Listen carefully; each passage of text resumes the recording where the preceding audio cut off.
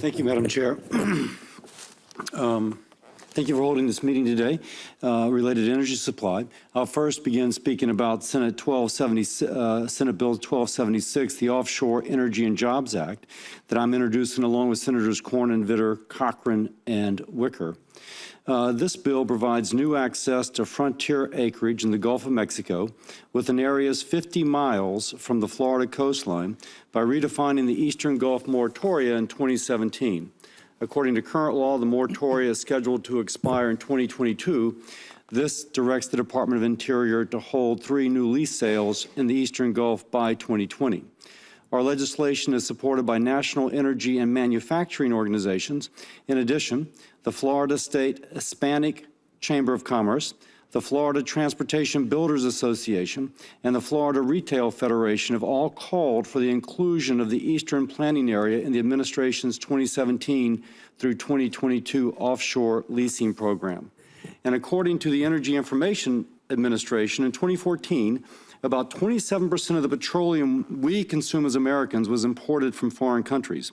We as a nation need greater access to fossil fuels to strengthen our energy security and independence. In fact, President Obama said last week, we are, quote, going to be using fossil fuels, and when it can be done safely and appropriately, U.S. production of oil and natural gas is important. Hopefully, we all agree with that. In addition to preserving energy access, Senate Bill 1276 brings greater equity and revenue sharing for the Gulf states that host offshore energy production. According to the Department of Interior, royalties from crude oil production in the offshore Gulf of Mexico for fiscal year 2014 was $4.6 billion.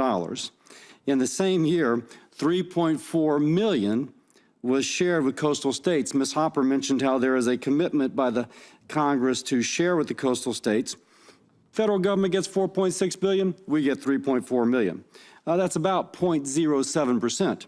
My children would be very unhappy with that level of sharing. To put this in perspective, revenue shared from energy development on federal shores onshore, the state gets 50% of the royalties. Obviously, it's different for coastal. For Louisiana, revenue sharing is not only about fairness, it is about our survival.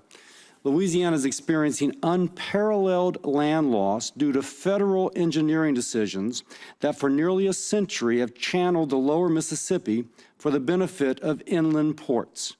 Louisiana's 2,300 square miles of land loss is largely attributed to this channelization, along with the placement of federal levees along the river system. Louisiana, by our state constitution, uses this revenue sharing to restore our coastline. Now that's important, again, for the rest of the nation. 500 tons of waterborne cargo passes through Louisiana's system of deep water ports and navigational channels every year.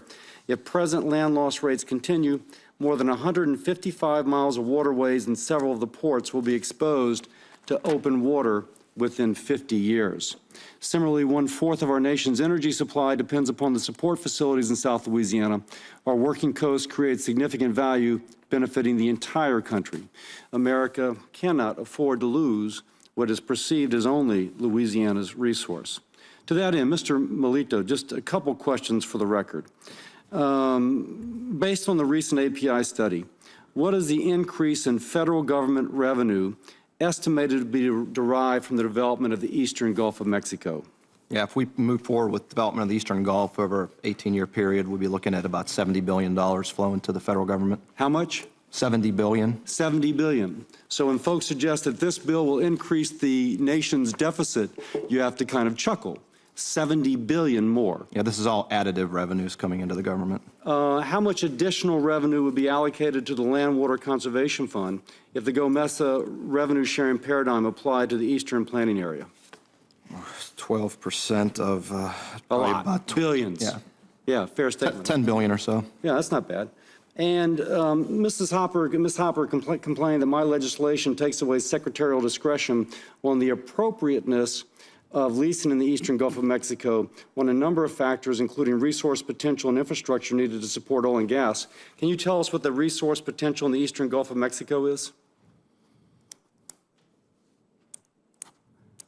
I'm sorry. Can you tell us what the resource potential is in the eastern Gulf of Mexico? Yeah, we'd be looking at, over time, a million barrels of oil equivalent per day for many years. A day, a million a day? Yeah. And is there sufficient infrastructure to support the oil and gas development in the eastern Gulf? Absolutely. You just look, you're neighboring the existing development we have in the western and central Gulf, which is driving economic development. I'm out of time. I'm interrupted you just to say that this legislation will create 230,000 working-class jobs for Americans who currently are underemployed or unemployed, $70 billion in new revenue, $10 billion or so for the Land Water Conservation Fund, while providing access to America's oil and gas for Americans. What's not to like? I yield back.